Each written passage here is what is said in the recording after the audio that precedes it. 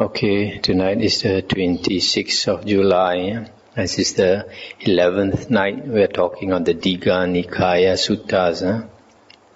Tonight we come to sutta number 16, Mahaparinibbana sutta.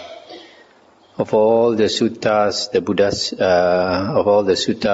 recorded, the longest is this one, Mahaparinibbana sutta. And there are many incidents inside here mentioned concerning the last days of the Buddha. So it's not like other suttas where it's just one talk. This one is not. This one is many days. Thus have I heard. Once the Lord was staying at Rajagaha on the mountain called Vulture's Peak, Gijakutta. Now just then King Ajatasattu, Vedehiputta of Magadha, wanted to attack the Vajjans. He said, I will strike the Vajjans who are so powerful and strong. I will cut them off and destroy them. I will bring them to ruin and destruction. And King Ajatasattu said to his chief minister, the Brahmin Vasakara, Brahmin, go to the blessed Lord, worship him with your head to his feet in my name. Ask if he is free from sickness or disease, if he is living at ease, vigorously and comfortably. And then say, Lord, King Ajatasattu Vedehiputta of Magadha wishes to attack the Vajjans and says, I will strike the Vajjans who are so powerful and strong. I will cut them off and destroy them. I will bring them to ruin and destruction. And whatever the Lord declares to you, report that faithfully back to me, for Tathagatas never lie. Stop here for a moment. So you can see from here, this King Ajatasattu is a very ambitious king. He's not content with his own kingdom. He wants to seize the Vajjan kingdom. And he's not sure whether he can succeed. So he wanted to know what the Buddha has to say. Very good, sire, said Vasakara. And having had the state carriages harnessed, he mounted one of them and drove in state from Rajagaha to Vulture's Peak, riding as far as the ground would allow, then continuing on foot to where the Lord was. He exchanged courtesies with the Lord, then sat down to one side and delivered the king's message. Now the Venerable Ananda was standing behind the Lord, fanning him, and the Lord said, Ananda, have you heard that the Vajjans hold regular and frequent assemblies? And Venerable Ananda said, I have heard, Lord, that they do. Ananda, as long as the Vajjans hold regular and frequent assemblies, they may be expected to prosper and not decline.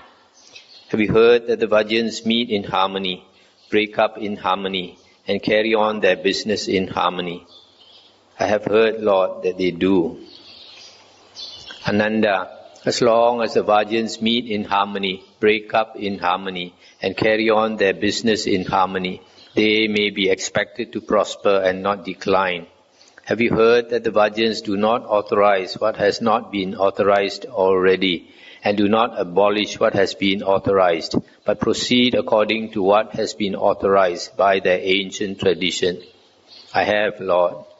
Have you heard that they honor, respect, revere and salute the elders among them and consider them worth listening to? I have, Lord.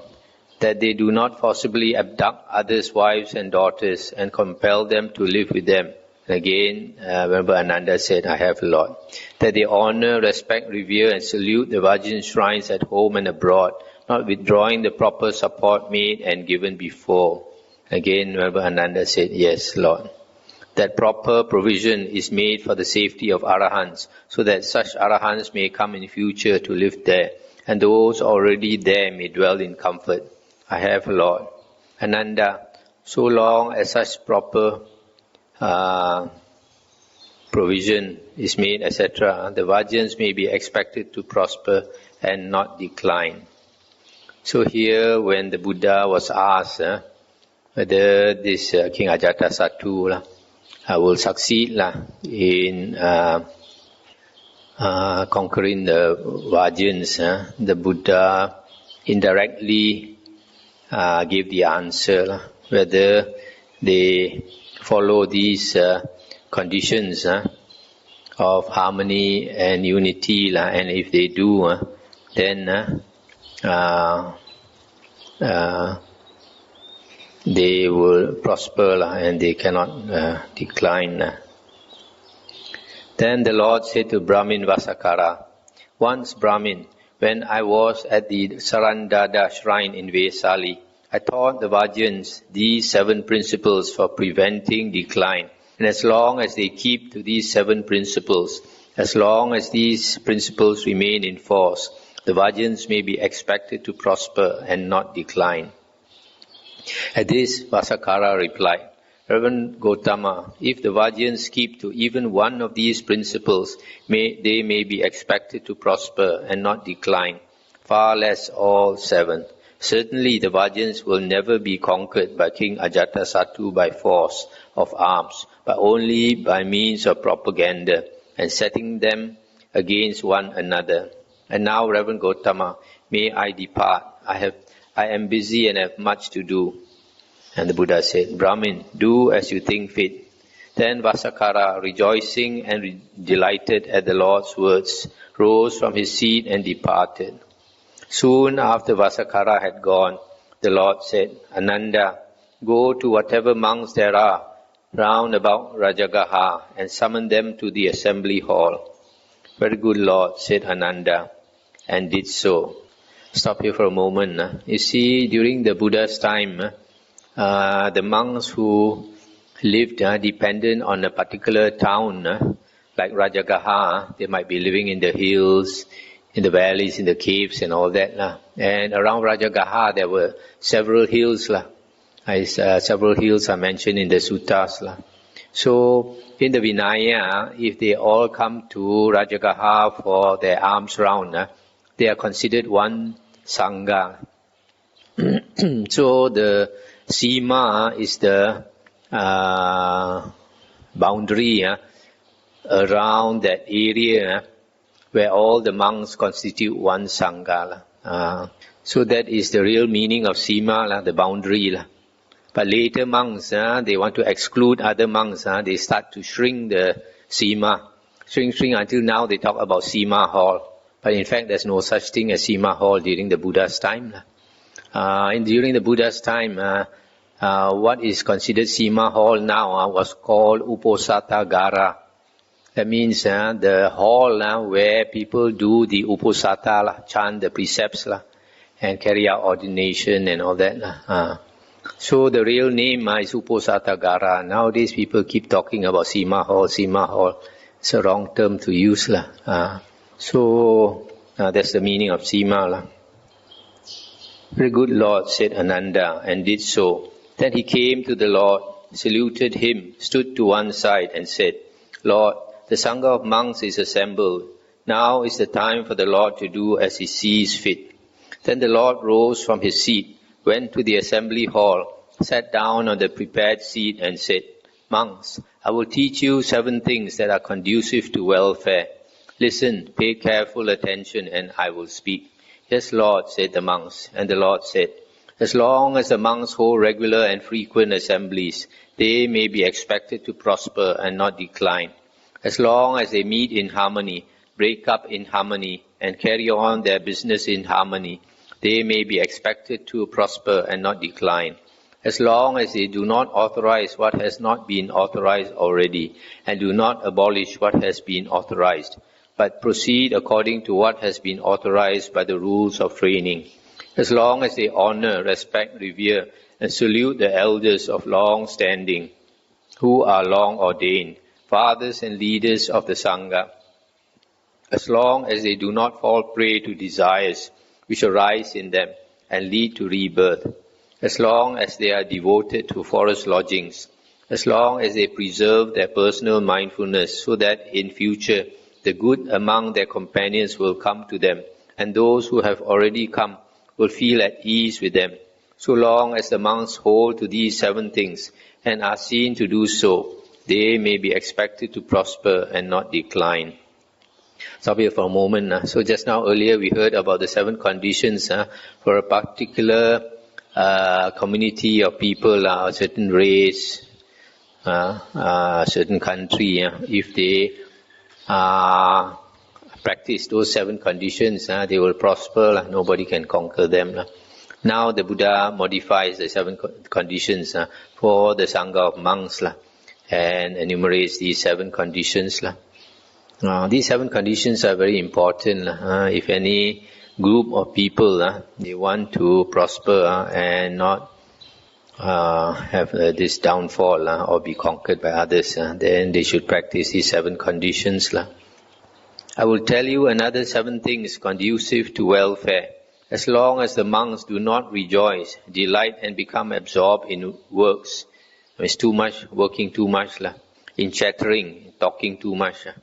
I see some of you come here, supposed to practice the holy life. Some of you talk too much. Eating time, breakfast, you're talking. Lunch, you're talking. Outside in the veranda, you're talking.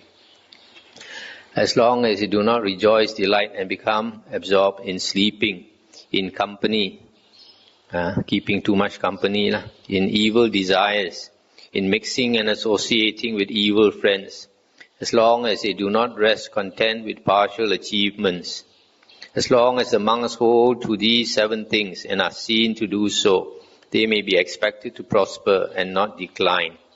I will tell you another 7 things conducive to welfare. As long as monks continue with faith, with modesty, with fear of wrongdoing, with learning, with aroused vigor, with established mindfulness, with wisdom, so long they may be expected to prosper and not decline. I will tell you another 7 things conducive to welfare. As long as monks develop the enlightenment factors of mindfulness, of investigation of Dhamma, of energy, of delight, tranquility, concentration, equanimity, so long they may be expected to prosper and not decline. I will tell you another 7 things conducive to welfare. As long as the monks develop the perception of impermanence, of no self or non-self, of loathsomeness, of the danger of overcoming, of dispassion, cessation, they may be expected to prosper and not decline. So, as far as the Sangha is concerned, first Buddha said that they should meet regularly, and then when they meet, they should not quarrel with each other, but meet in harmony and in harmony. And then do not change what has been authorized already. And then honor and respect the seniors, elders of long standing. And then do not fall prey to desires. And then devoted to forest lodgings, seclusion, which nowadays a lot of monks don't practice. Seclusion means staying in secluded places, away from the cities and towns. As long as they preserve their personal mindfulness, etc. So, then another 7 things. As long as they do not indulge too much in work, talking, sleeping, mixing with company, evil desires, associating with evil friends, content with their attainments, then they may be, then they will prosper. As long as, another 7 conditions, as long as they have faith, modesty, modesty includes humility. A lot of people, when they are new to the monastery, they are modest, they are humble. Sometimes people stay in the monastery too long and they become arrogant. With fear of doing wrong, with learning, with aroused vigor, with mindfulness, with wisdom. And as long as they practice the 7 enlightenment factors, they may prosper. As long as they develop the perception of impermanence, always aware that life is impermanent. Anything can happen to your body, anything can happen to your life. Don't be too sure of yourself, of no self, of loathsomeness of the body, of the danger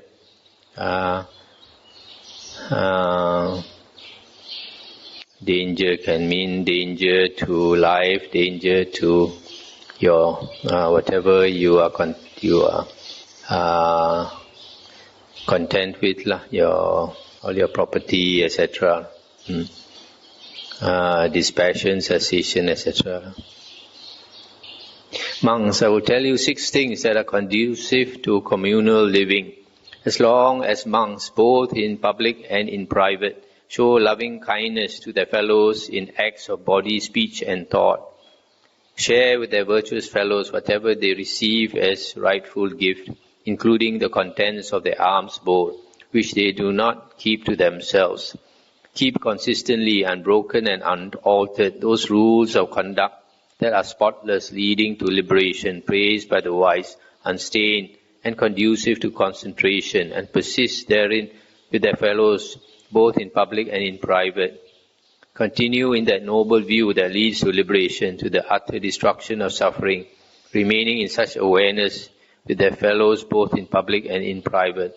As long as monks hold to these 6 things and are seen to do so, they may be expected to prosper and not decline. So here, when people live together, they should practice these few things. I find some people don't know how to practice loving kindness towards others in body, speech and mind. And share whatever, this one is for monks, share whatever they receive with other monks. And then the sila, those rules of conduct to keep purely. And then the right view, to have the right view, so that you don't act wrongly. So these are the 6 things that are conducive to harmony, to communal living, living together. Everyone must practice these 6 things. And then the Lord, while staying at Vulture's Peak, gave a comprehensive discourse. This is morality, this is concentration, this is wisdom. Concentration, when imbued with morality, brings great fruit and profit. Wisdom, when imbued with concentration, brings great fruit and profit. The mind imbued with wisdom becomes completely free from the asavas, that is, from the asava of sensuality, of becoming, of false views and of ignorance. And when the Lord had stayed at Rajagaha as long as he wished, he said to the Venerable Ananda, "Come, Ananda, let us go to Ambalatika." "Very good, Lord," said Ananda. And the Lord went there with a large company of monks. And the Lord stayed in the royal park at Ambalatika, and there he delivered a comprehensive discourse. This is morality, this is concentration, this is wisdom, etc. Having stayed at Ambalatika as long as he wished, the Lord said to Ananda, "Let us go to Nalanda." And they did so. At Nalanda, the Lord stayed at Pavarika's mango grove. Then the Venerable Sariputta came to see the Lord, saluted him and sat down to one side and said, "It is clear to me, Lord, that there never has been, will be or is now another ascetic or Brahmin who is better or more enlightened than the Lord." And the Buddha said, "You have spoken boldly with a bull's voice, Sariputta. You have roared the lion's roar of certainty. How is this? Have all the Arahant Buddhas of the past appeared to you, and were the minds of all those lords open to you, so as to say, these lords were of such virtue, such was their teaching, such their wisdom, such their way, such their liberation? No, Lord. And have you perceived all the Arahant Buddhas who will appear in the future? No, Lord. Well then, Sariputta, you know me as the Arahant Buddha. And do you know the Lord is of such virtue, such is his teaching, such his wisdom, such his way, such his liberation? No, Lord. So, Sariputta, you do not have knowledge of the minds of the Buddhas of the past, the future or the present. Thus, Sariputta, have you not spoken boldly with a bull's voice, and roared the lion's roar of certainty with your declaration? Stop here for a moment. So this Venerable Sariputta has so much faith in our Buddha Gautama that he says there cannot be another Buddha better than our Buddha Gautama. So the Buddha asked him, "Do you have the psychic power to read the minds of the past Buddhas?" or of the future Buddhas, or of my mind? And he said, no. Lord, the minds of the Arahant Buddhas of the past, future and present are not open to me, but I know the drift or the way of the Dhamma. Lord, it is as if there were a royal frontier city with mighty bastions and a mighty encircling wall in which was a single gate, at which was a gatekeeper, wise, skilled and clever, who kept out strangers and let in those he knew. And he, constantly patrolling and following along a path, might not see the joints and clefts in the bastion, even such as a cat might creep through. But whatever larger creatures entered or left the city, all must go through this very gate. And it seems to me, Lord, that the drift of the Dhamma is the same. All those Arahant Buddhas of the past attain to supreme enlightenment by abandoning the 5 hindrances, defilements of mind that weaken the understanding, having firmly established the four intense states of mindfulness in their minds, and realize the 7 factors of enlightenment as they really are. All the Arahant Buddhas of the future will do likewise, and you, Lord, who are now the Arahant Sammasambuddha, have done the same.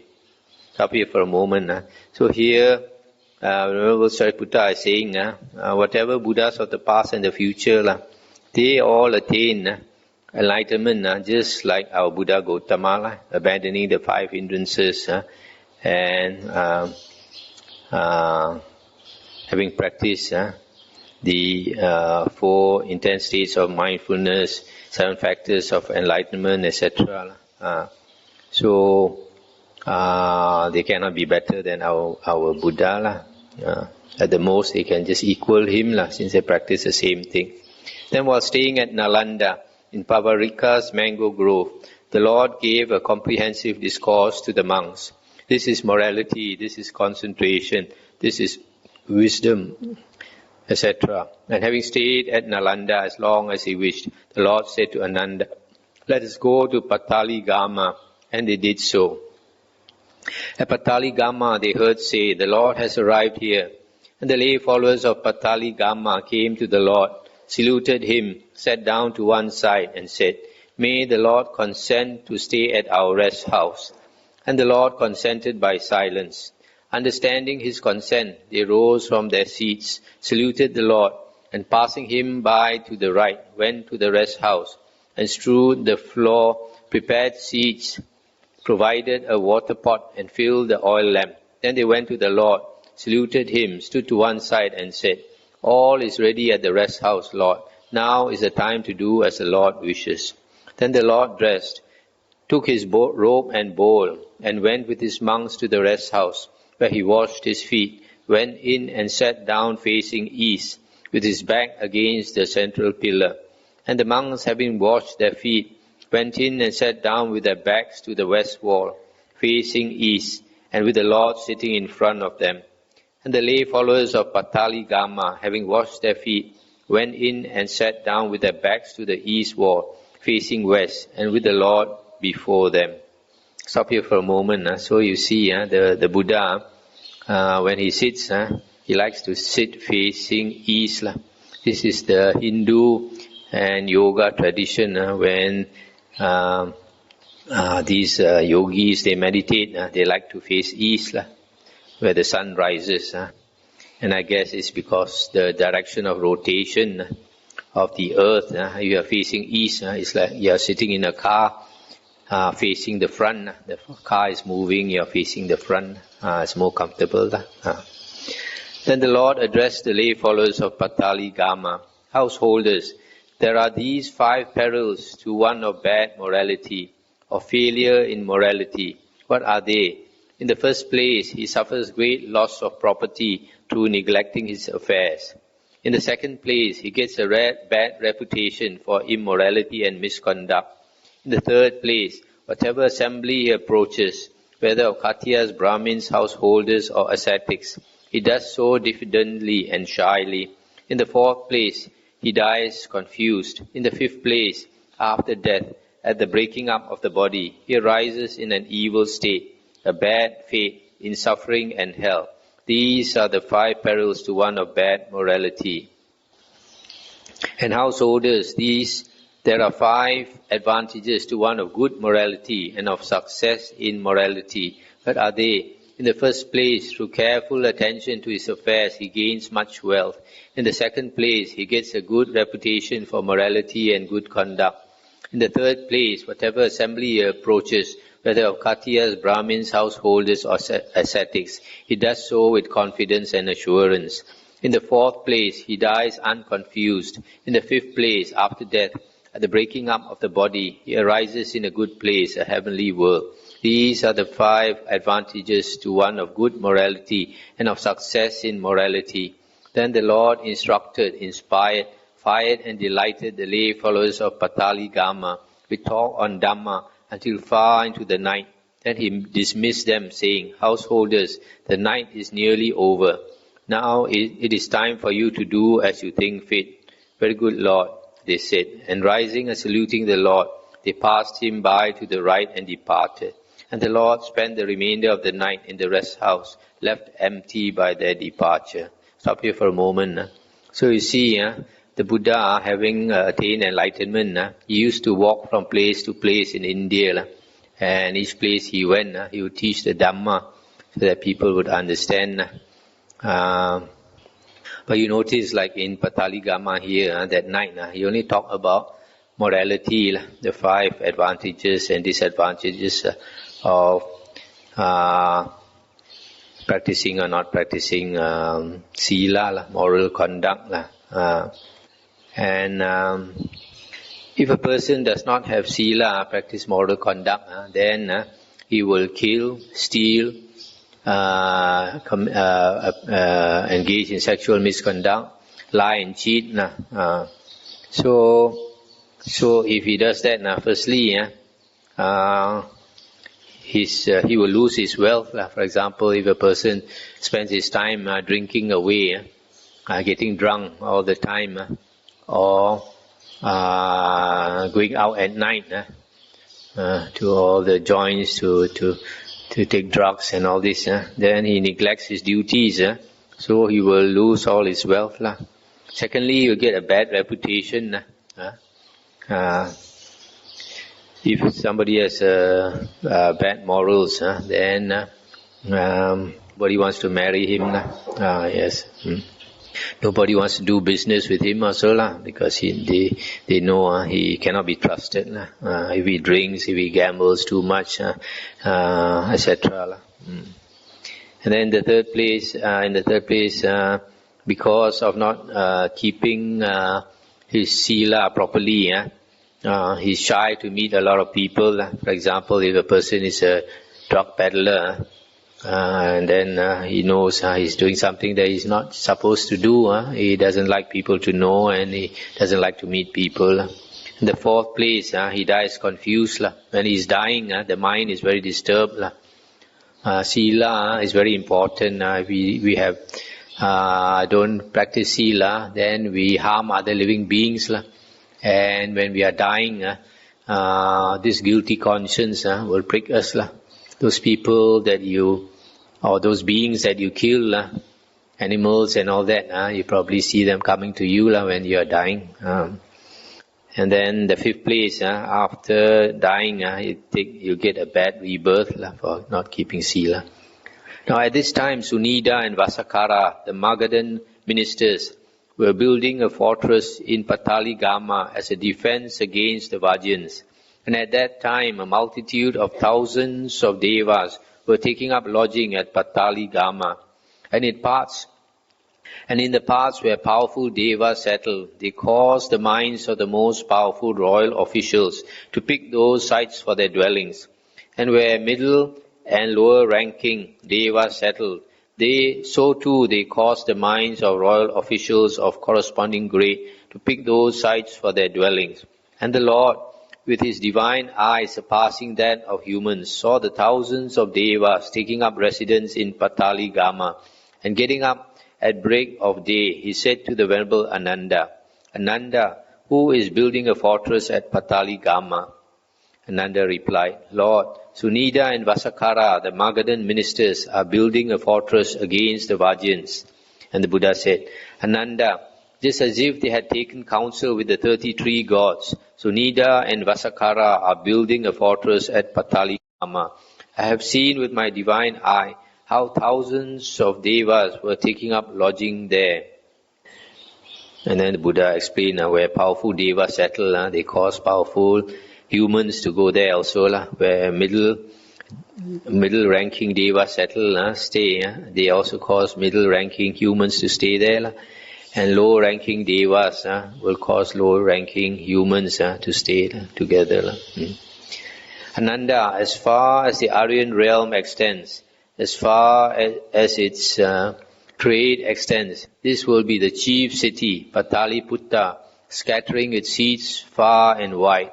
And Pataliputta will face 3 perils, from fire, from water, and from internal dissension.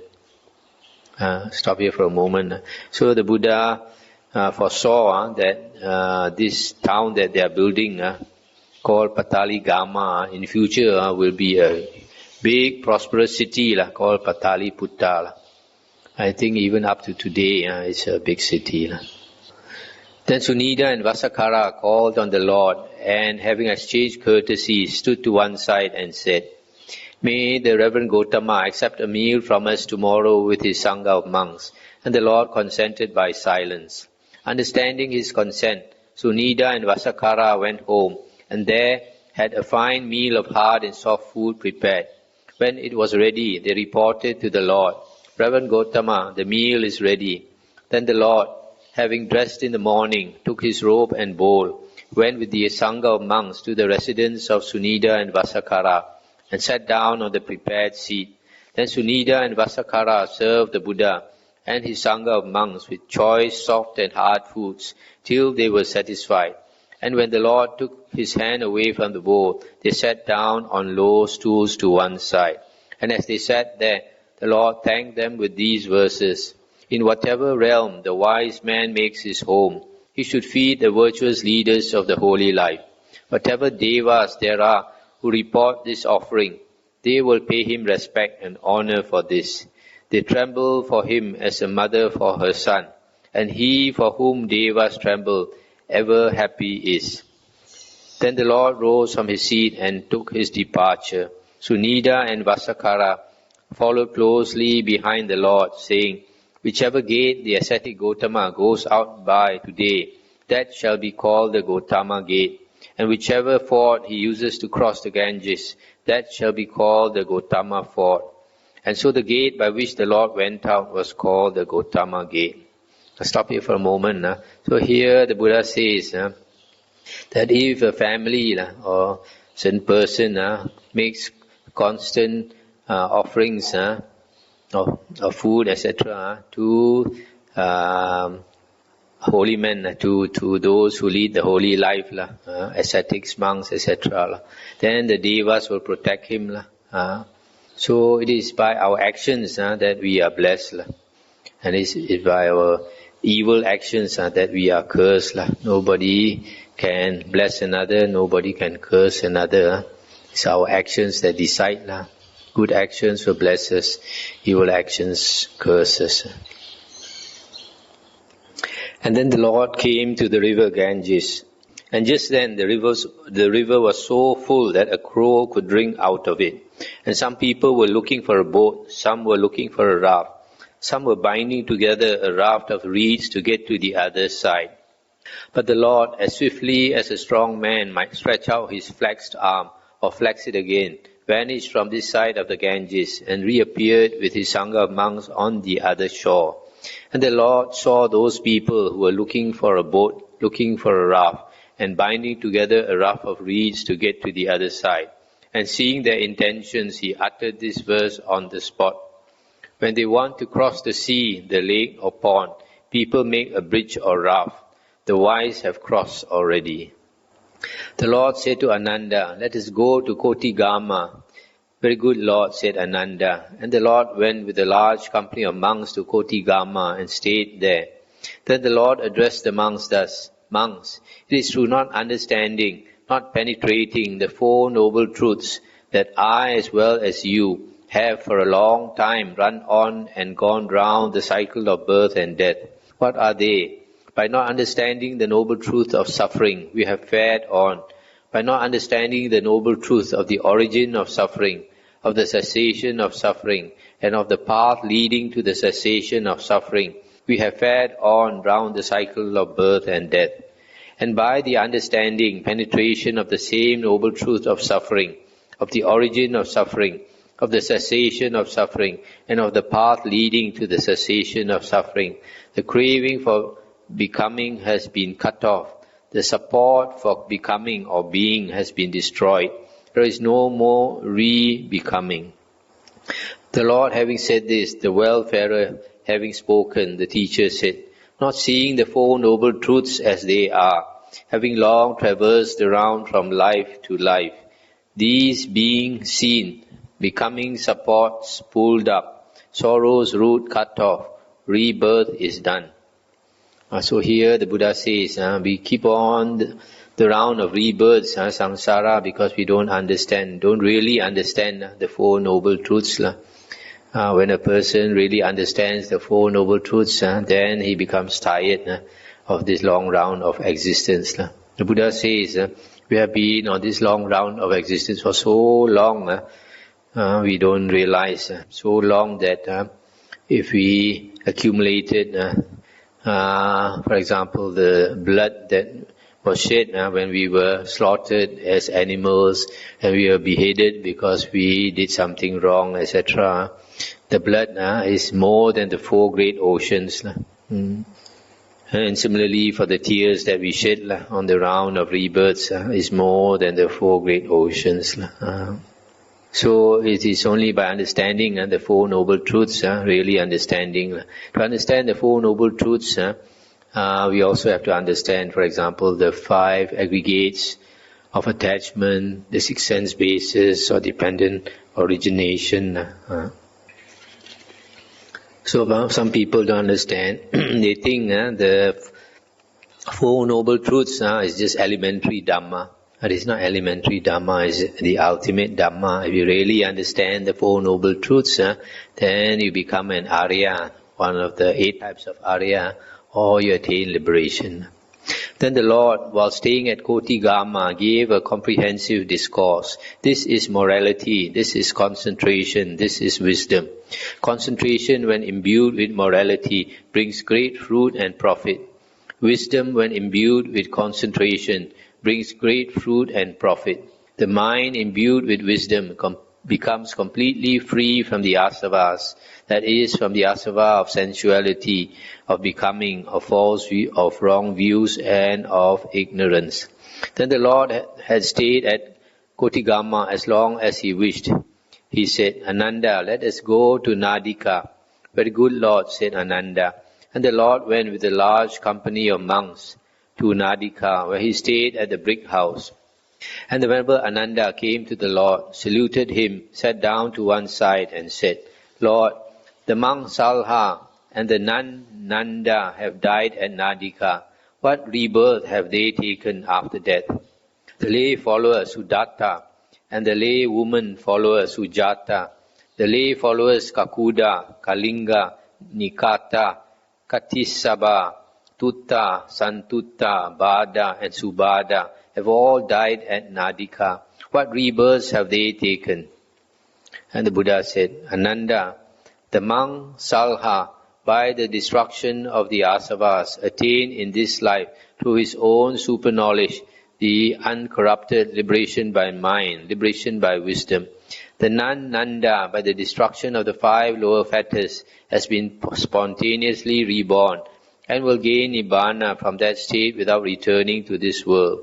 The lay follower Sudatta, by the destruction of 3 fetters and the reduction of greed, hatred and delusion, is a once returner who will come back once more to this world and then make an end of suffering. The lay woman follower Sujata, by the destruction of 3 fetters, is a stream winner, incapable of falling into states of woe, certain of attaining Nibbana. The lay follower Kakuda, by the destruction of the 5 lower fetters, has been spontaneously reborn and will gain Nibbana from that state without returning to this world. Likewise, Kalinga, Nikāya, Katisaba, Tutta, Santutta, Bada and Subada. Ananda, in Nadika, more than 50 lay followers have, by the destruction of the 5 lower fetters, been spontaneously reborn, and will gain Nibbana from that state without returning to this world. Rather, more than 90, by the destruction of 3 fetters and the reduction of greed, hatred and delusion, are once returners, Sakadagamin, who will come back once more to this world and then make an end of suffering. And well over 500, by the destruction of 3 fetters, are stream winners, incapable of falling into states of woe, certain of attaining Nibbana. Ananda, it is not remarkable that that which has come to be as a man should die, but that you should come to the Tathagata to ask the fate of each of those who have died. That is a weariness to him. Therefore, Ananda, I will teach you a way of knowing Dhamma, called the mirror of Dhamma, whereby the Aryan disciple, if he so wishes, can discern of himself, I have destroyed hell, animal rebirth, the realm of ghosts, all downfall, evils, fates, and sorry states. I am a stream winner, incapable of falling into states of woe, certain of attaining Nibbana. And what is this mirror of Dhamma by which he can know this?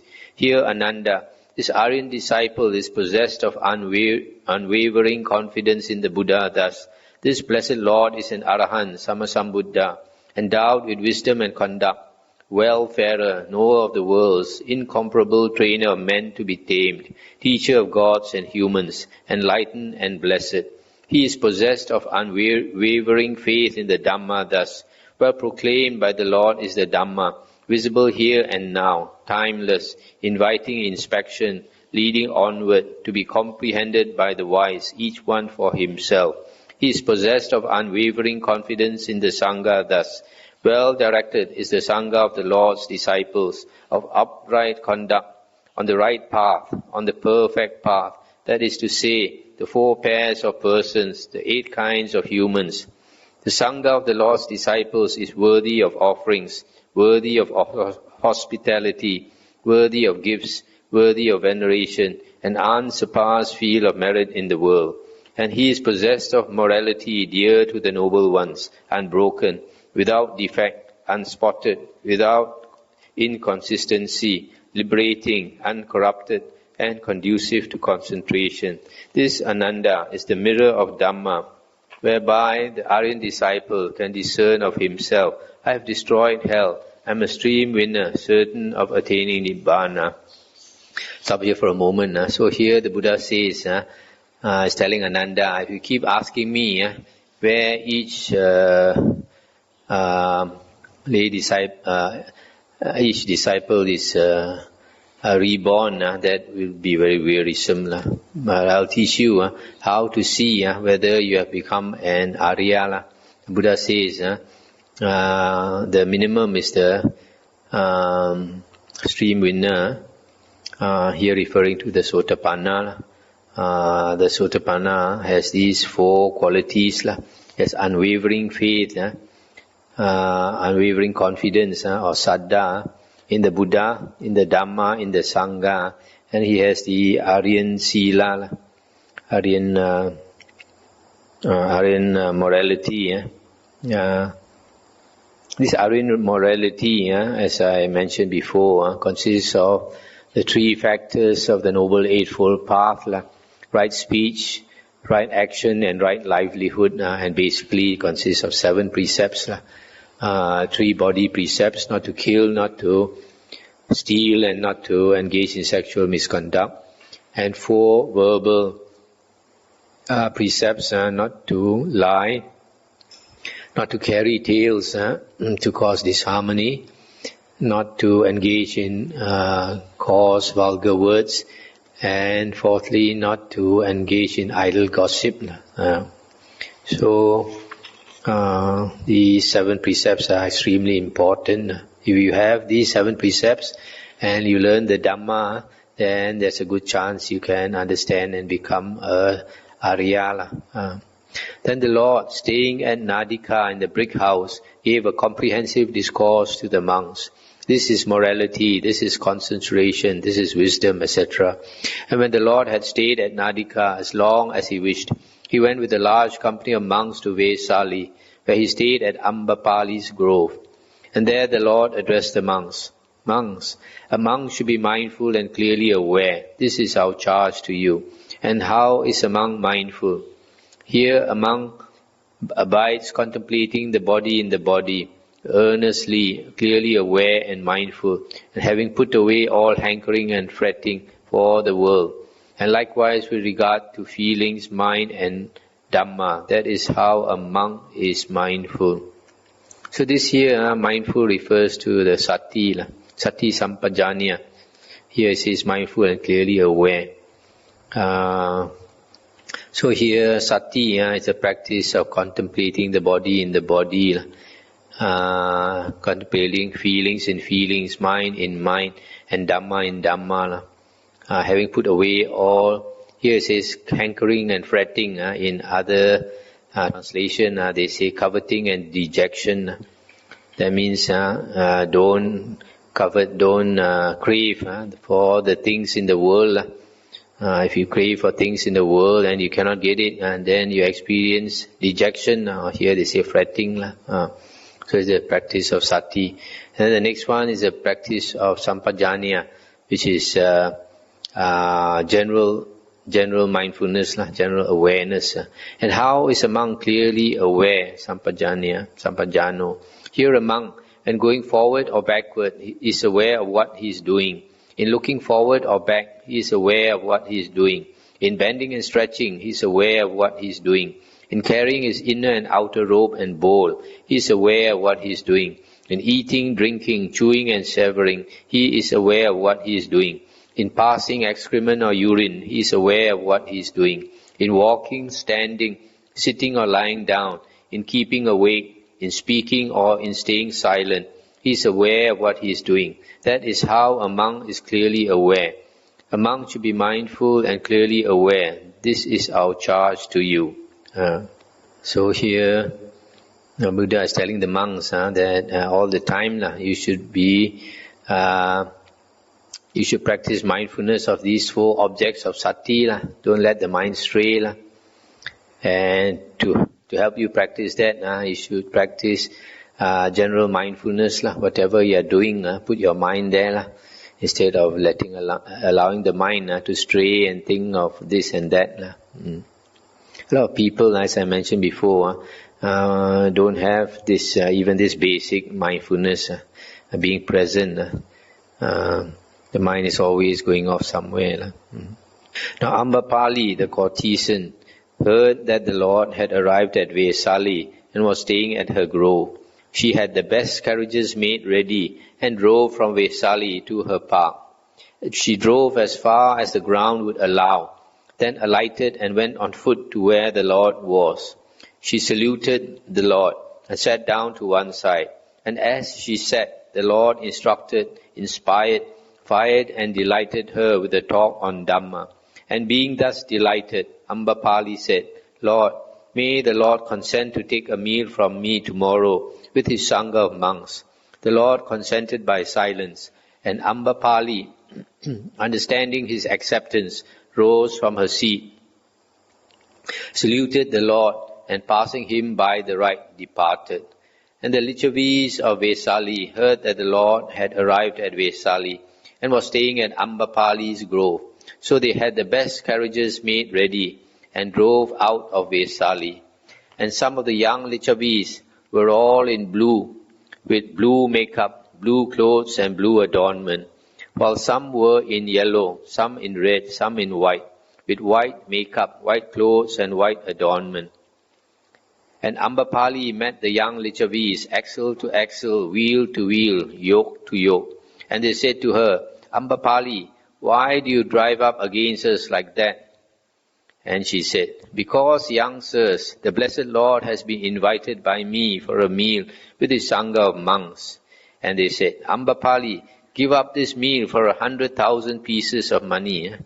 And she said, young sirs, if you were to give me all Vesali with its revenues, I would not give up such an important meal. Then the Lichavi snapped their fingers, saying, "We've been beaten by the mango woman, Amba woman. We have been cheated by the mango woman." And they set out for Ambapali's grove. And the Lord, having seen the Lichavis from afar, said, "Monks, any of you who have not seen the 33 gods, just look at this troop of Lichavis. Take a good look at them, and you will get an idea of the 33 gods." Then the Lichavis drove in their carriages as far as the ground would allow. Then they alighted and went on foot to where the Lord was, saluted him and sat down to one side. And as they sat, the Lord instructed, inspired, fired and delighted them with a talk on Dhamma. And being thus delighted, they said, "Lord, may the Lord consent to take a meal from us tomorrow with his Sangha of monks." But the Buddha said, "But Lichavis, I have already accepted a meal for tomorrow from the courtesan Ambapali." And the Lichavis snapped their fingers, saying, "We've been beaten by the mango woman. We've been cheated by the mango woman." Then having rejoiced and delighted in his talk, they rose from their seats, saluted the Lord, and passing him by the right, departed. Stop here for a moment. So here you see these young men from Lichavi, these Lichavi young men, they have a lot of blessings, and they look very good, and they are very wealthy, and so they dress up very well. And the Buddha said, if you haven't seen the 33 gods, look at them. They look exactly like the 33 gods.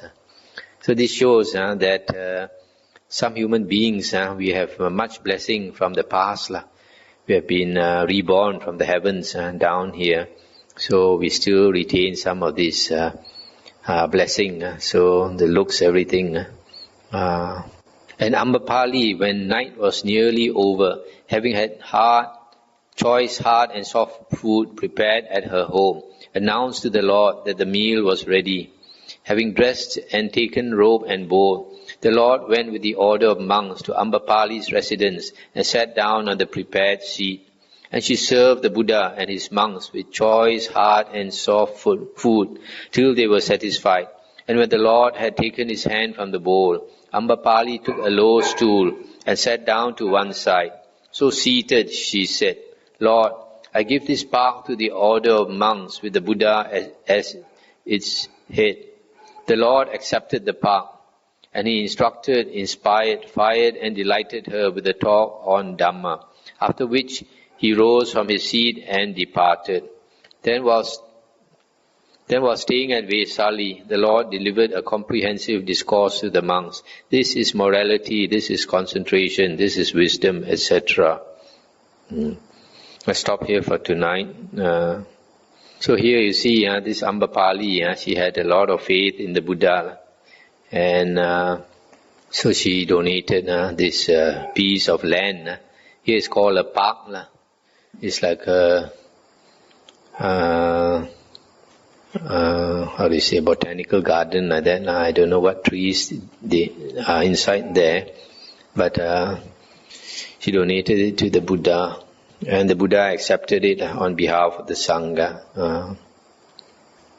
This Ambapali is here said to be a courtesan. Courtesan is like a geisha, to be more costly, like a high-class prostitute. In those days, it was a respectable profession, just like the geisha girls of Japan. So we find in the Theory Gatha there are some verses by this Ambapali, which shows because she became an Arahant, it shows that later she became a nun. Became a nun and practiced very hard and became an Arahant. This is a very long sutta, so it will take a few days. So we stop here. Anything to discuss? Can see from this sutta, these are almost the Buddha is almost reaching the end of his life. And if you can hear the Mahathera probably renounce, it's very close to renunciation because she became an arahant, and would it be that she renounced at late stage in life?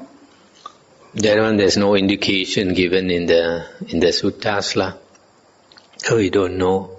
And this particular part, how close it is to the Buddha's final days also, we are not sure, because when they compile this sutta, they just collected certain incidents and put it inside here. In the Vinaya books also we have this incident, and it's never mentioned that it was at the last stage of the Buddha's life. So the sequence of events is not really sequence. That one hard to tell. And we find some of these parts, different parts of the sutta here, they're repeated elsewhere. So it could be that they compile certain incidents and just put them into the sutta. Hard to tell which whether there's any sequence or not. Okay, we'd like to ask more questions, and you can see how the Tibetans, they were fighting with Mahaparinibbana to invite the Buddha for a meal. And you can see in our Buddhist circle also, many people are aware of the merits that you get in Dhamma. I see a lot of people, they're very generous when it comes to doing Dhamma, and making Sangha, but some, they still retain a lot of selfishness and meanness in them when it comes to friends and people who are not Sangha members. Can I get advice on this? This is yes, this is true. We find many people, their development is not balanced. They strive for certain, practice certain things, but certain other things and they neglect. So it's very important to always look inwards. Look inwards. A lot of people always looking outside, looking at other people's fault, but never see their own fault. But other people can see in them. So all this stems from the ego. So it's very important to reduce our ego. I find many of our lay followers, after many years or so, their ego does not go down. It's very important to reduce the ego. Otherwise, you're not making progress on the spiritual path. It's easier for a monk to reduce the ego, because having given up everything, a monk has no property, no name, so he has to beg for his food some more. So it's much easier for a monk to reduce the ego. For lay people, especially if you have you have wealth, you have property and all that, then they cling to the ego. And so I find sometimes lay people, they can't tolerate each other. So that's very bad. You must always remember that if you don't make progress while you can, later on you'll regret. I think in the Anguttara Nikāya, the Buddha mentions there are some lay people, when they see a monk, they don't get up from their seat. And then another type of lay people, when they see a monk, they show respect, probably say by standing up and inviting the monk to sit down or something. And then there's another type who's a bit more advanced. He not only stand up, invite the monk to sit down, he go and find something to offer to the monk, and then but he does up to there. Then another type, he not only offers something to the monk. For example, he might ask some Dhamma questions, and then there's another type. Having asked the Dhamma question, they don't retain the Dhamma teaching, But another type, they having heard the Dhamma, they keep it in mind. Another type, they not only keep it in mind, they reflect on it and try to understand it better, etc. So the Buddha said, these people, when they are reborn in heaven, they are at different levels. Those who make less effort, they are at a lower level, and then they regret. Last time I had the chance to do this and do that, I didn't make the effort. And I see my friends now at a higher level. Then those who practice more and they are reborn in a higher level, and then they are very happy that they did all those things that they were supposed to do and follow the Buddha's words. So it's the same on the spiritual path. I see a lot of lay people. They are willing to do dana, but they are not willing to practice sila well. There are some people, they practice dana and sila, but still are very arrogant, cannot put down the ego, cannot put up their jealousy, cannot put down their selfishness towards each other, backbiting, and all these things. So next time when you are reborn in whatever place, you will regret. Just like some ghosts, they have the opportunity to learn the Dhamma and practice generosity and sila, they don't. And when they are reborn in the ghost realm, then they regret very much. We know, for example, there are certain beings, they possess some, especially like some old ladies whose mind are not very strong, and make these old ladies go into a trance and help other people. So, of course, people not understanding, they say all these gods come to help. But to me, they can only be ghosts or very low beings. Otherwise, when you summon them, how can they so immediately, happily go into a human body, which to a deva or a devi, a human body is stinking, full of shit and blood and pus and urine, etc. Only low beings like the ghosts will come when you summon them. So a lot of people don't understand. If you want to hear more, I can tell you more about this, but in this Dhamma talk, I won't talk about it. So okay, I think I said enough for now. Is it the best issue to do a short how can we confirm that we need an arahant and use an arahant? The Buddha said, a wise man can recognize a fool cannot recognize a wise man. So you won't be able to recognize. If you are not an Arya also, you won't be able to recognize an Arya. You cannot ask him also. Because firstly, that is bad manners. Secondly, in the monk's Vinaya, when a monk is asked about his attainment, he is not supposed to talk about it. He can only disclose it to another monk. Because in the Vinaya books, there was some time when there was a famine, and the monks were having difficulty getting sufficient food.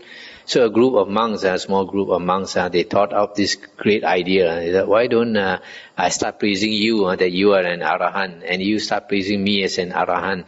And then when the lay people get to know, they will make us a lot of offerings. So they did this.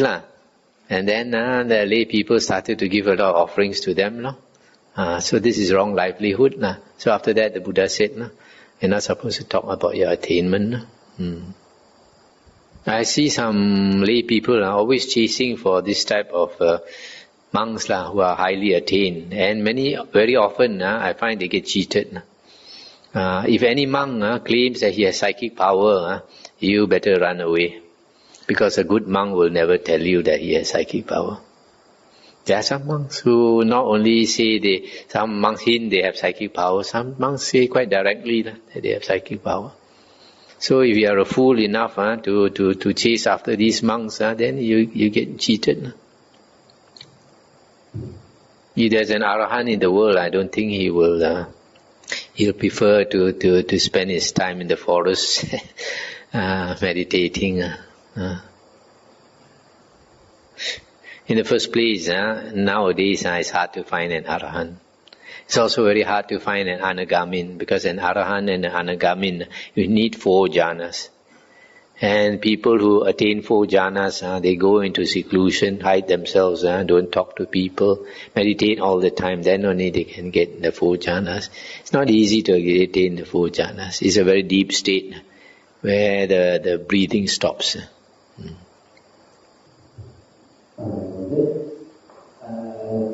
You say that someone is sort of unable to walk or plants. Now, my family is Buddhist, and so how can I prevent them to walk or plants, making sure they are on the right track? Even the Buddha cannot prevent somebody from falling into the woeful plains. Where we go for rebirth is our responsibility. But the Buddha said, those that we love, and if you want to meet them again in the next life, you try to teach them 4 things. One is to have faith in the Buddha, Dhamma and Sangha. Secondly, to teach them to practice charity, generosity, and love to practice charity and generosity. The third, to uphold the sila, moral conduct. And basically, the sila, moral conduct, refers to the 7 precepts, as I mentioned. And lastly, help them to get wisdom. And to get wisdom basically is to hear the Dhamma. So these are the 4 things that if you want to meet somebody else, these 4 things you have to be similar. You got to have the similar faith, have the similar generosity or stinginess. And the third is the same moral conduct or immorality. And the fourth is the same wisdom or same stupidity. You'll be reborn together. Also, these are the 4 things the Buddha said. If we want to repay our parents' kindness, we should teach them these 4 things. If you don't switch off the mic, you turn it away If you are facing the speaker, it's always making some noise.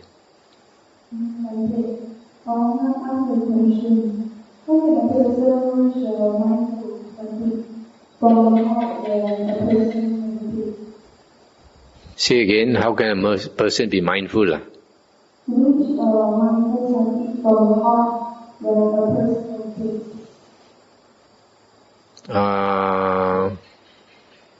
Maybe don't speak too close to the mic. I can't hear very well. How can a person reach a mindful from the heart when a person is? I see. How can a person How can a person attain mindfulness by meditation? Is it? How can a person attain mindfulness by meditation? Firstly, you have to make the effort to be mindful. That means you don't sleep so much. In the Buddha's teaching, the Buddha's disciples are not even allowed to sleep. They are allowed to rest. Of course, if they can't help themselves, they fall asleep. But the Buddha wants his disciples to remain mindful all the time. That's why there's one practice called Jagarya Nu Yoga. Devoted to wakefulness. Devoted to wakefulness means not sleeping. So there was a time when some young monks were in the hall, in the Dhammasala. This is known as a Dhammasala, where the Dhamma is taught. And then after the teaching finished, the senior monks all went to the kutis. So these young monks probably they sat there talking and then fell asleep in the hall. Then in the middle of the night, the Buddha came to them and rebuked them for sleeping without mindfulness. So the Buddha standard is very high. You want to be mindful, you have to practice mindfulness as much as you can. Even if you are very sleepy also, the Buddha's standard is that you try to take a rest without falling asleep. That's why you find if you have a good afternoon sleep, and then when you meditate in the evening, you are not able to meditate because you allow your mind to run. So if you are very tired, it's good to get a cat nap. After 10 minutes, 15 minutes, quickly get up. If you're not able to do that, some people put a timer, then you get up. So, but it also depends how physically exhausted you are. If you are more physically exhausted, then you need to rest more. So you have to judge what is the minimum you can do it. So the general mindfulness is not to allow the mind to run, thinking of this and thinking of that. One simple way to do that is to do chanting. The Buddha taught his disciples to chant the 32 parts of the body. Head, hair, body hair, nails, teeth, skin, flesh, sinew, bone, marrow, kidney, heart, liver, medulla, spleen, lung, like that. So if you can't do that, then you chant something simple like Namo Buddhaya. Namo Buddhaya, Namo Buddhaya, Namo Buddhaya. Or Namo Tassa Bhagavato Arahato Sammasambuddhassa, like that. You keep chanting, not to allow the mind to run. When you don't allow, when you don't do some work, you don't with your mind, then the mind will start running. That's why they say an idle mind is a devil's workshop. So you have to keep the mind working all the time. Chanting is a very good way. When you are sweeping the floor, you chant. When you are cutting vegetables, you chant. So that is practicing mindfulness. And then practicing sati is different. Practicing sati is putting your mind on one object. For example, your breathing. But that is more difficult. So it's easier like to do chanting. Chanting also is a type of meditation. Just to constantly chant the same thing over and over again and not allow the mind to run. So if you practice satipatthana, but satipatthana means intense state of mindfulness. Intense means you don't allow the mindfulness to run. You keep your mindfulness on one object, for example, on the breath. You keep your mindfulness on the breath all the time. If you are able to do this all the time, then the mind will become one-pointed. And they attain jhana. Some people think you meditate only when you sit down and meditate. No. When you're not sitting down also, you should don't allow the mind to run.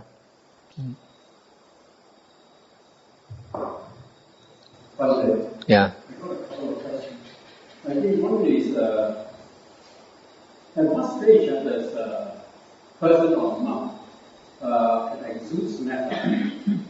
Whereby monks, whereby when you go there, when you sit in front of them, you can feel the sort of metta.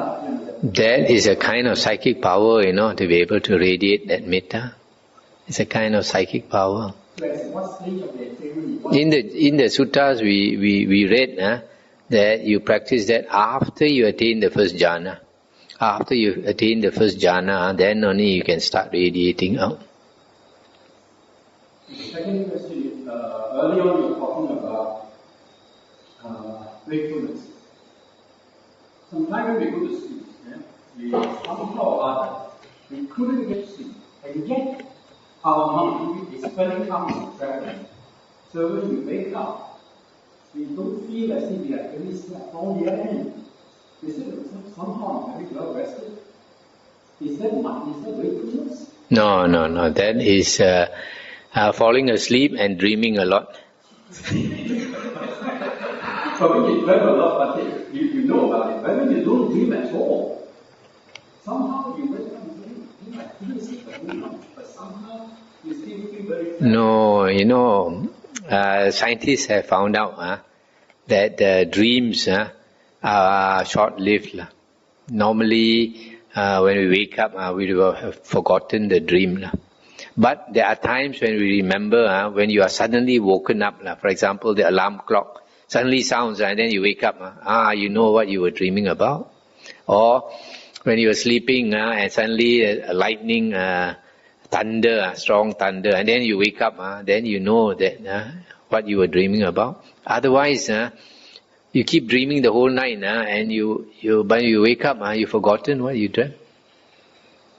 That's proven by scientists. Another question is, at what stage of the development, which stage of development, can one communicate with the animal? For example, when I was at the retreat, the place there were a lot of monkeys. So the first evening, when we were meditating, there was absolute havoc. The monkeys were jumping all around the place, and you can make it all sorts, so we couldn't meditate. But the next day, in the evening, it's all quiet. So we asked our teacher. He said, yeah. He said, last night I meditated. She didn't tell me what she does. And tell them that I retreat, and please go somewhere else to play and do something. And that worked. So the rest of the retreat, it was absolutely quiet. Under normal time, the monkeys all over the place.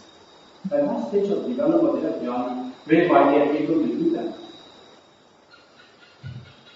I'd rather believe that the monkeys went off on their own, because I know the nature of monkeys. They go from place to place looking for food. They stay in a place and they eat whatever they can find. After that, they will move, and after a long time, they come back to the same place. That's the nature of monkeys, because I've observed them. Sometimes after this group of monkeys goes away, after a few days, another group of monkeys come. Because this group of monkeys, they travel in packs. They always have a leader. And they move from place to place, place to place. This is a documentary, it's a very comprehensive documentary, about 10 years.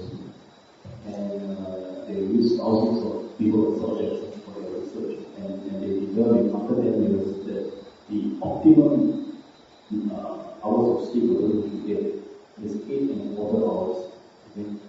So here we ask to sleep no more than 6.5. How do you reconcile that? Oh, if you sleep 8.5 hours, then that is optimum from the worldly point of view. So a normal person is a busy person. When you work 9 to 5, and you have a lot of frustration in the office and all that. So you need that number of hours of work. But the Buddha and his disciples, they don't have that type of stress. And also because they are pushing themselves to the limit. That's why they try not even to sleep now. Because why? Their object is to be mindful 24 hours a day. That is when you become an arahant. If you are able to maintain your mindfulness 24 hours a day, you can become an arahant. Because an arahant is said in the Vinaya books to be mindful 24 hours a day. And you cannot fault an arahant for anything. Because he cannot do anything wrong, because he is mindful 24 hours a day. So if your object is to be mindful 24 hours a day, you can't hope to do that by sleeping 8.5 hours a night. See? So what is your object? Your object is to be a normal human being, and then you sleep 8.5 hours a night. If your object is to be an arahant, it's completely different.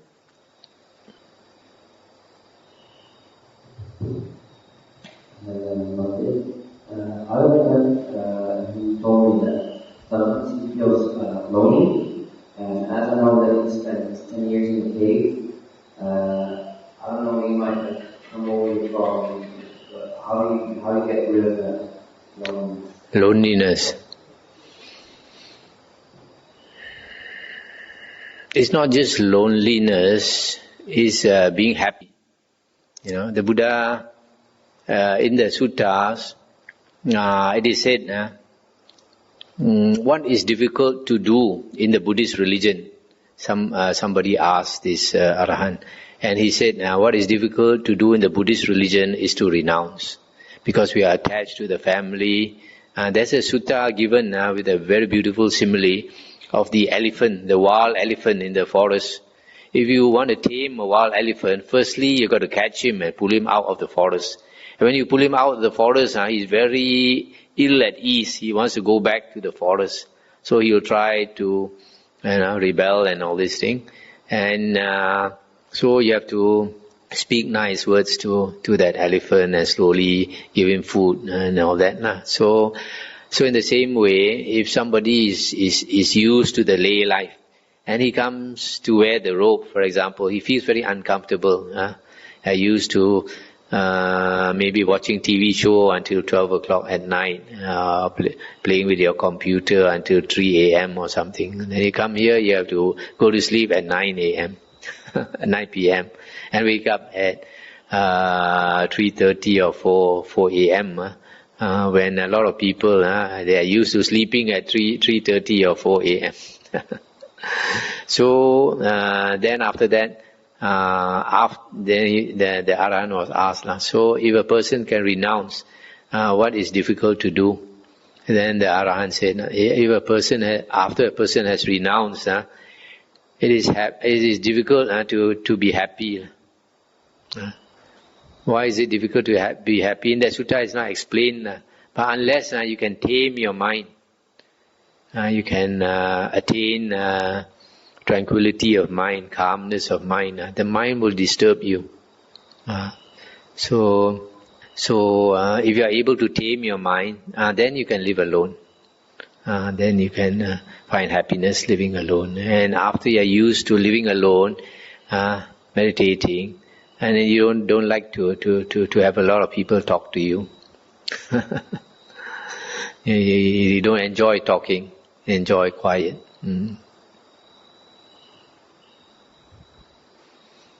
You see a lot of lay people, they enjoy talking, spend all their time talking. And they're so used to it, even when they come to a monastery, they find if they don't have somebody to talk to, they find it very difficult to pass the days. Even this happens with some monks I've seen. Always looking for somebody to chat. Okay, shall we end here for tonight?